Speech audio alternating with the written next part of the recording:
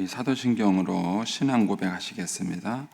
나는 전능하신 아버지 하나님, 천지의 창조주를 믿습니다.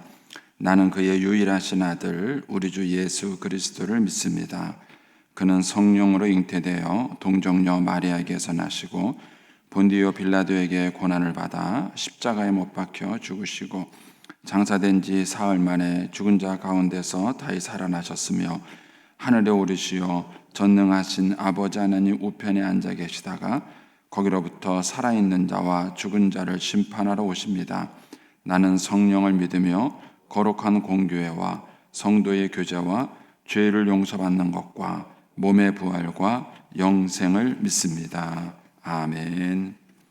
우리 찬송가 543장 찬송 하나님께 드리겠습니다. 543장입니다.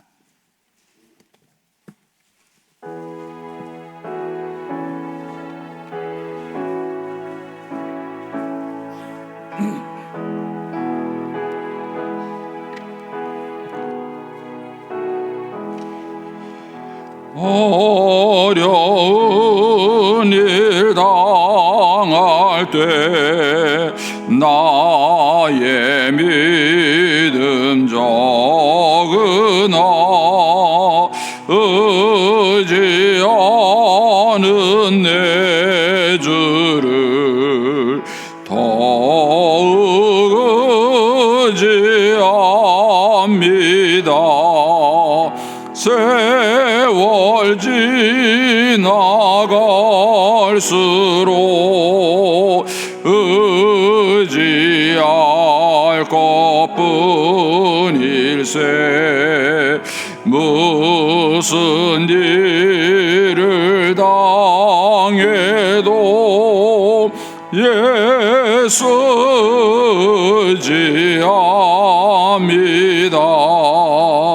성령께서 내 마음 밝히 비춰주시니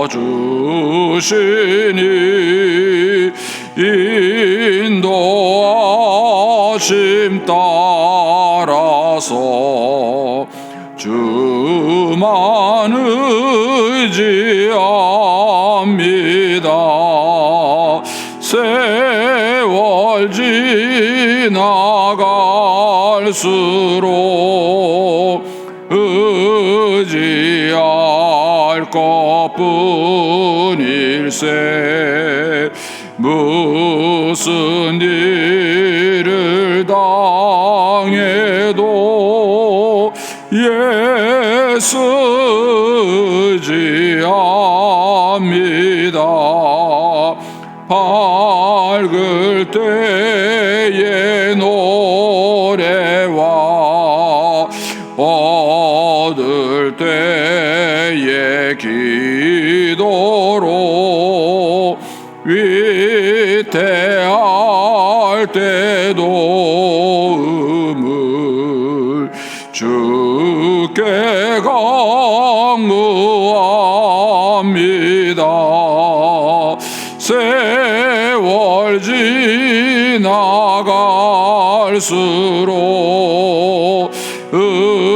의지할 것뿐일세 무슨 일을 당해도 예수 의지합니다.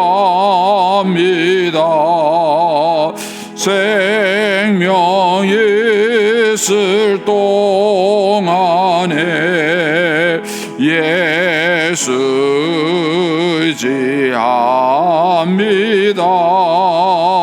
천국 올라가도록 의지할 것뿐일세 세월 지나 의지할 것뿐일세 무슨 일을 당해도 예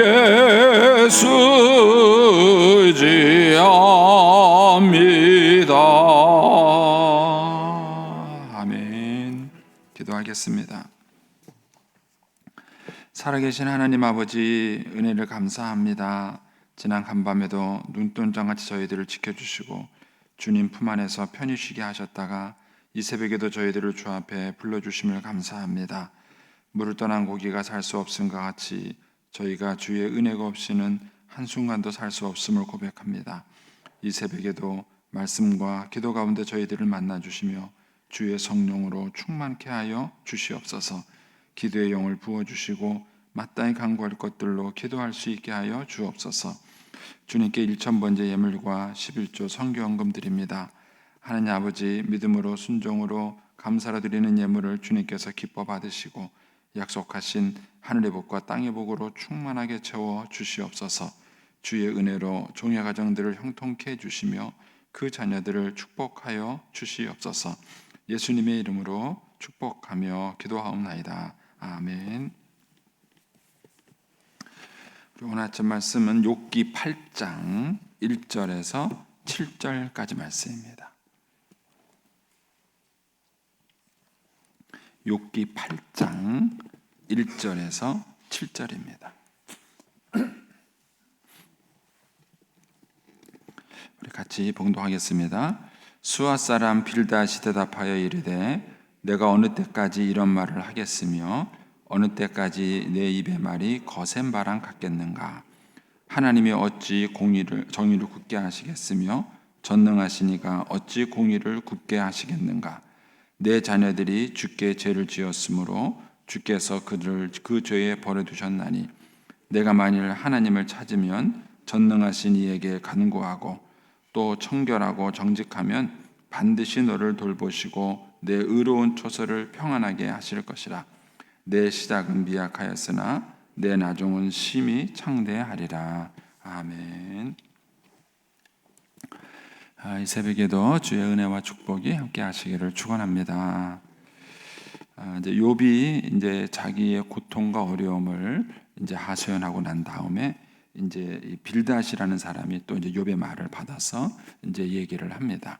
그런데 이제 이 빌닷이라는 사람의 말도 이제 엘리바스와 크게 큰 맥락에서 다르지 않게 얘기가 이제 진행이 됩니다. 여기 2절에 보시면 그 2절이 그러니까 욥의 얘기를 듣고 이제 빌닷이 느낀 거예요. 그게 이제 한 문장으로 이제 거기에 2절에 표현되어 있습니다. 내가 어느 때까지 이런 말을 하겠으며 어느 때까지 내 입의 말이 거센 바람 같겠는가. 그래서 그 욥의 하는 말이 너무 거칠다는 거죠. 하나님을 향해서 이제 또 불평과 원망을 이렇게 딱 틀어놓는 그런 것을 보고 너 너무 거칠게 말한다. 이렇게 이제 욥의 말을 얘기하는 것입니다.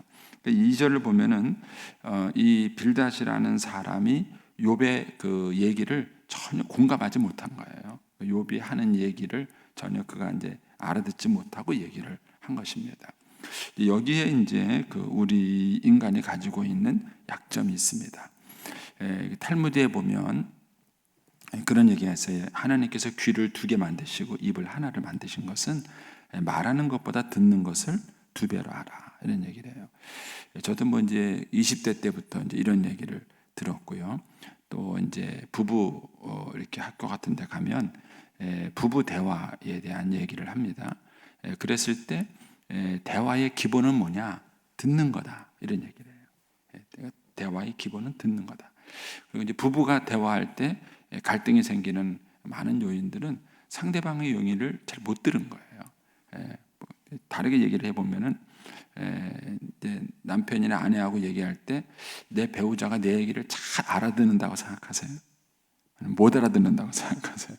여러분들 얘기할 때 보통 우리가 얘기하면은 상대방이 내 얘기를 잘 못 알아듣는다고 생각을 해요. 그 얘기를 이제 뒤집어서 얘기하면 듣는 사람이 상대방의 얘기를 신중하게 안 듣는다는 거예요. 그러니까 오죽하면은 그 지혜의 책이라고 말할 수 있는 탈무드에서 그 뻔한 얘기 같은 얘기를 권한 거예요. 하나님께서 우리에게 귀를 2개 주시고 입을 하나 주신 것은 듣기를 2배로 하고 말하기를 적게 하라, 그런 얘기인데 보통 우리는 반대로 해요. 반대로 해가지고 이렇게 말하는 걸 듣는 것보다 훨씬 더 많이 합니다. 그러니까 거기에 이제 사실 이제 우리의 실수가 있습니다. 그래서 이제 최근에 이제 그 경청이라는 그런 책도 있고 또 그런 주제로 얘기를 하기도 해요. 잘 안 듣는다는 거죠. 잘 듣는 것이 필요하다. 듣는 기술이 필요하다. 그런데 우리 신자들에게도 이런 것들이 필요합니다. 상대방하고 얘기할 때 우리 신자들이 예수 믿는 사람들은 말쟁이다, 말만 한다 그런 얘기 하잖아요. 죽으면 입만 동동 뜬다 뭐 이런 얘기 하느냐는 그게 예수 믿는 사람들이 잘 들어주는데 익숙하지 못해서 그래요. 예수 믿는 사람들의 기도도 마찬가지입니다. 우리 한국 교회는 제가 학생 때부터 계속 훈련받는 기도는요, 부르짖는 기도예요. 부르짖는 기도. 그 기도가 틀린 건 아니에요. 부르짖는 기도가 틀린 건 아닌데 1번부터 10번까지 부르짖는 기도만 하면 문제가 있는 거예요. 하나님과 얘기하는데 내 얘기만 계속 하는 거예요. 내 얘기만 계속. 하나님도 말씀하시는데 하나님의 음성을 들으려고 하지 않아요. 하나님의 음성을 듣지 않고 일방적으로 내 얘기만 계속 하는 거예요. 그래서 한국의 그 개신교에서 세우는 기도원에 가면은요, 조용한 기도원이 없어요. 왜냐하면 다 부르짖는 구조에서 기도원을 만들어 놨어요. 근데 반면에 이제 천주교에서 운영하는 기도원, 거기는 이제 기도원이라고 그러지 않고 이제 피정의 집이다 이렇게 하는데 그 분위기가 완전히 달라요. 거기는 또 반면에 부르짖는 기도는 잘하지 않아요. 문제죠. 그것도 문제입니다. 그런데 부르짖는 기도는 잘하지 않는데 또 그 사람들의 또 탁월성은 또 뭐냐면요, 듣는 기도를 해요. 듣는 기도. 침묵 속에서 조용히 듣는 기도를 하는 것입니다. 그래서 이게 만나 보면은 전혀 분위기가 다르다는 것을 이제 느낄 수 있습니다. 근데 기독교 전통에 보면은 이 두 가지가 다 있었어요. 기독교 전통에 두 가지가 다 있었고 또 어떤 면에서는 듣는 기도에 더 익숙했습니다. 그래서 이제 사막의 교부들이라는 그런 시대가 있었는데 그 여러분들이 그 뭐죠? 꽃보다 할배인가요?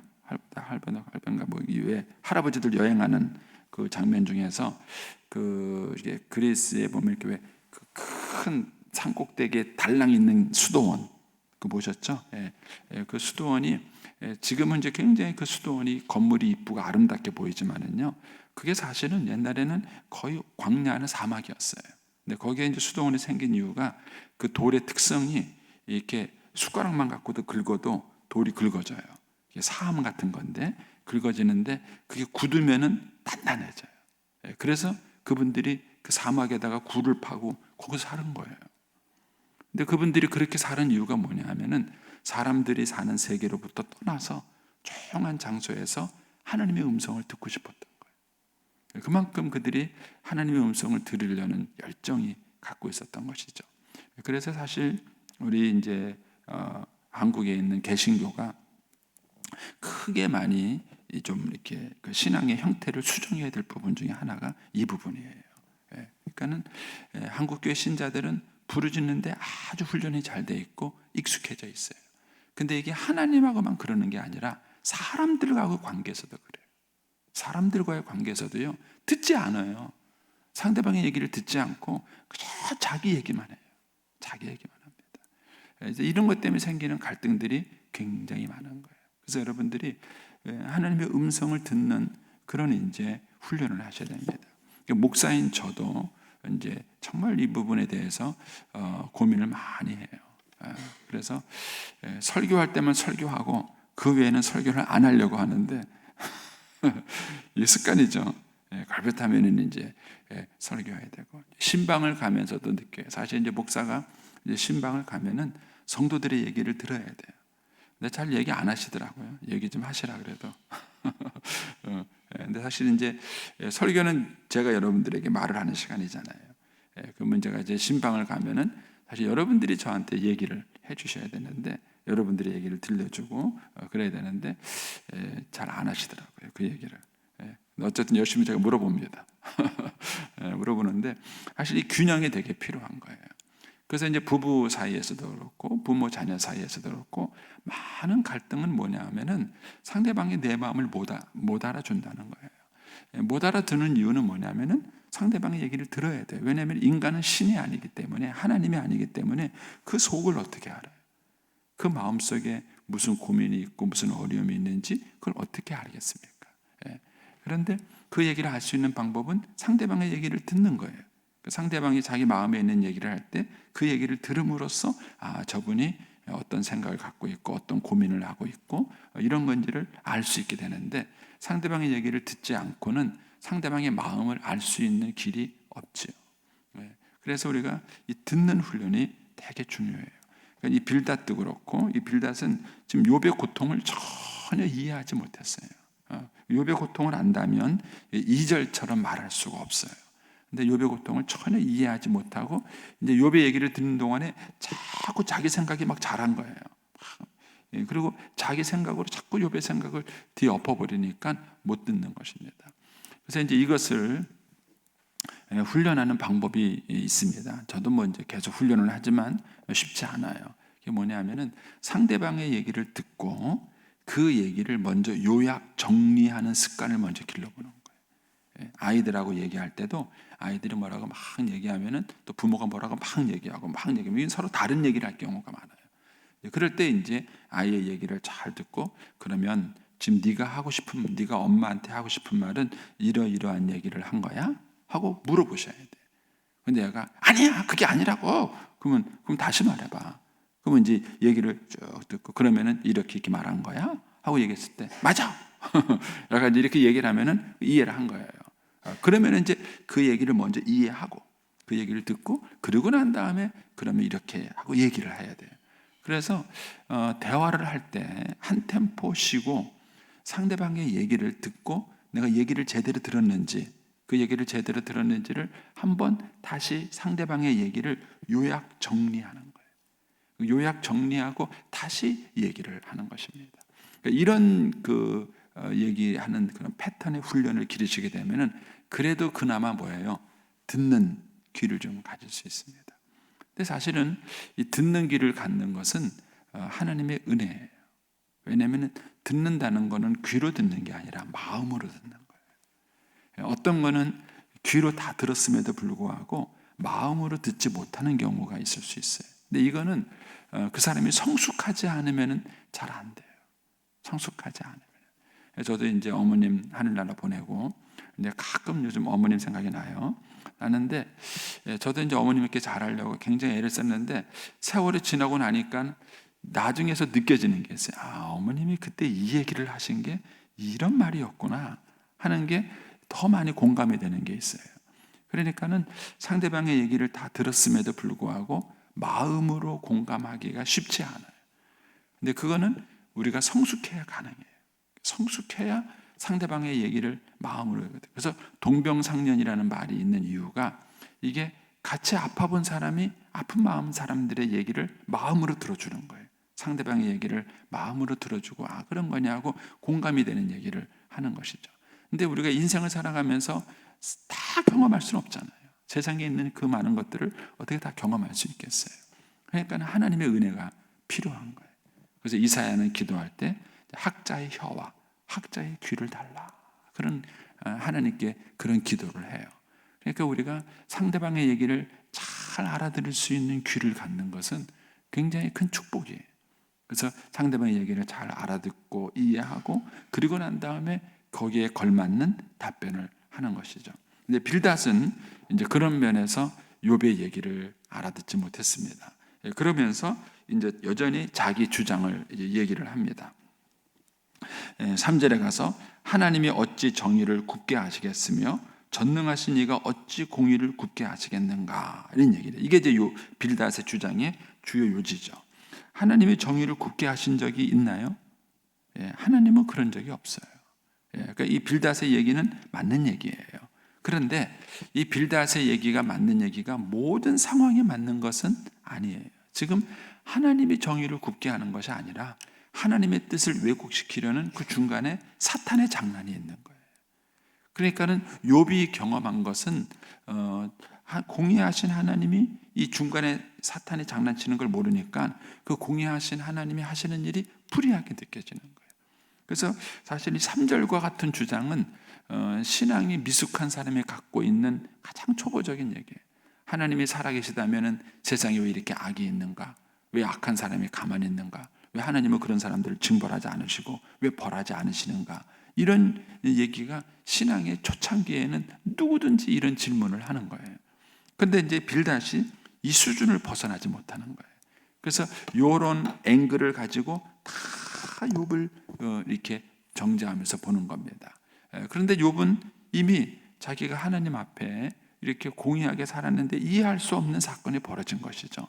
이것이 욥의 갈등인데 그걸 이해하지 못한 것입니다. 그러면서 이런 논리를 가지고 지금 이제 욥에게 얘기를 해요. 그래서 4절 얘기를 하게 되는 것입니다. 4절에 보면은 내 자녀들이 주께 죄를 지었으므로 주께서 그들을 그 죄에 버려두셨다. 이 얘기는 내 자녀가 죽은 것은 죄 때문에 죽은 거다 이거예요. 이거는 참 잔인한 얘기예요.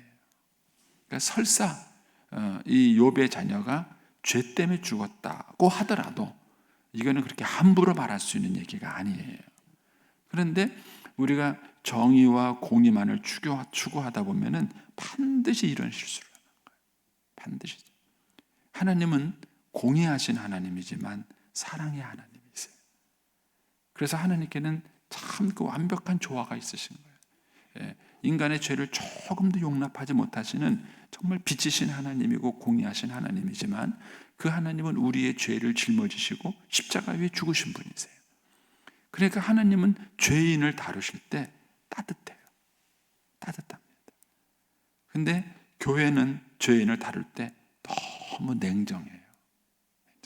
저는 그거를 예수 잘 믿는 아내들한테 본 거예요. 제가 이제 목회하면서 왜 저렇게 오래 기도하는데 저렇게 눈물로 기도하는데 남편이 예수 믿지 않을까? 저 늘 숙제였어요. 하나님은 왜 응답하지 않으실까? 늘 숙제였어요. 그런데 그 중에 하나 깨달은 게 그거예요.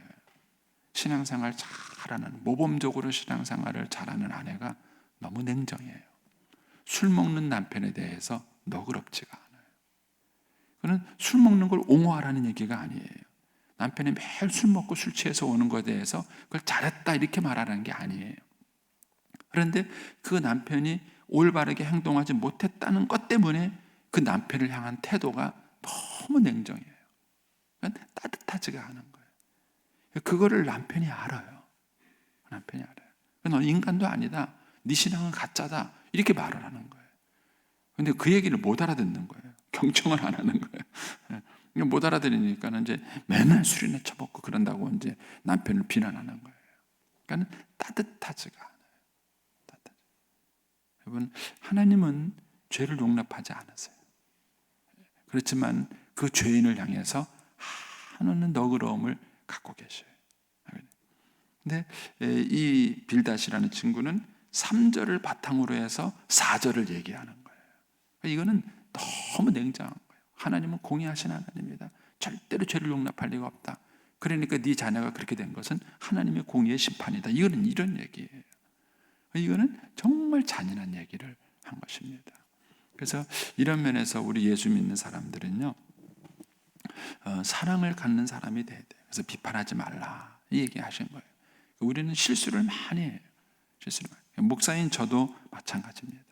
그래서 이제 인간의 몸을 입고 목회를 감당한다는 것이 참 부담스러워요. 부담스럽죠. 그래서 이제 우리가 예수 믿는 사람들이 하나님 앞에서 거룩한 삶을 살 때 죄인에게 너그러워야 합니다.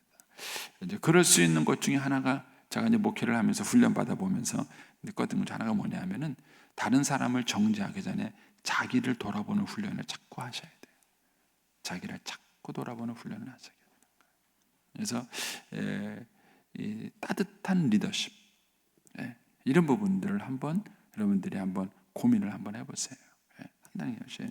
자, 그러면서 이제 5절에 가서 이렇게 말합니다. 내가 만일 하나님을 찾으면 전능하신 이에게 간구하고 또 정결하고 정직하면 너 반드시 잘 될 거다. 이 논리예요. 나 그럼 반드시 잘 될 거다. 그러면은 정말 그런가요? 예. 여러분 신앙생활 반듯하게 하는 사람이 다 잘 되나요? 그래서 이제 우리 한국 교회에 논란이 되는 얘기가 7절이에요. 우리 그 웬만한 집에 가면 하나씩 다 붙어 있죠. 내 시작은 미약하였으나 내 나중은 창대하리라. 이런 거예요. 기본적으로는 맞는 얘기예요. 기본적으로는 맞는 얘기인데 이게 다 맞는 얘기냐 하는 거예요. 다 맞는. 예수 믿는 사람이 시작은 미약했지만 다 창대한가요? 신앙생활 잘하는데도 불구하고 창대하게 안 된 경우도 있어요.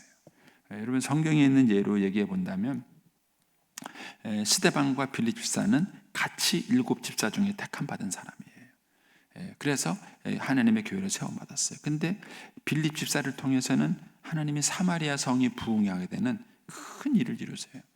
근데 스데반 집사를 통해서는요, 복음을 전하다가 돌에 맞아 죽었어요.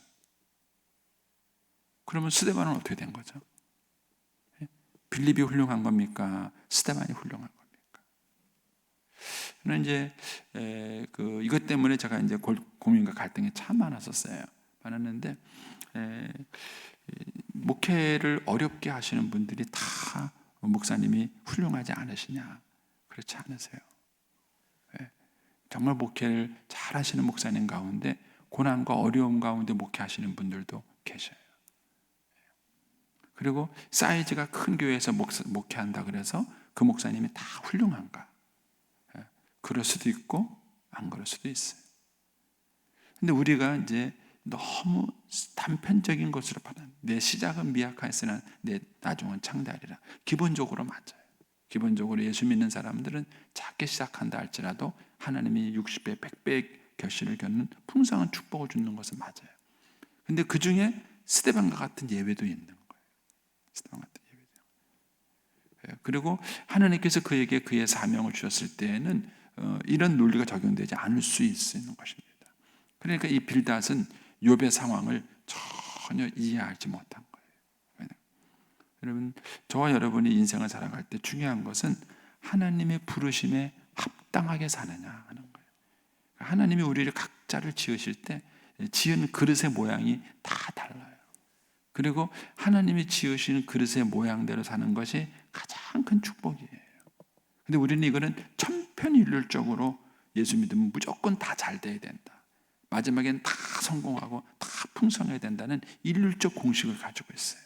이것 때문에 신앙의 갈등과 어려움이 생기게 되는 것입니다. 그래서 이런 부분들을 한번 저와 여러분이 한번 깊이 묵상을 해보셔야 됩니다. 그래서 오늘 우리가 이제 빌닷을 통해서 배우게 되는 것은 한번 잘 듣자. 상대방의 마음을 공감하는 잘 듣고 또 우리가 항상 공의를 얘기할 때는 사랑을 빼면 안 돼요. 그래서 주님처럼 그 사람을 위해서 십자가를 칠 수 있는 사람이 공의할 수 있는 거예요.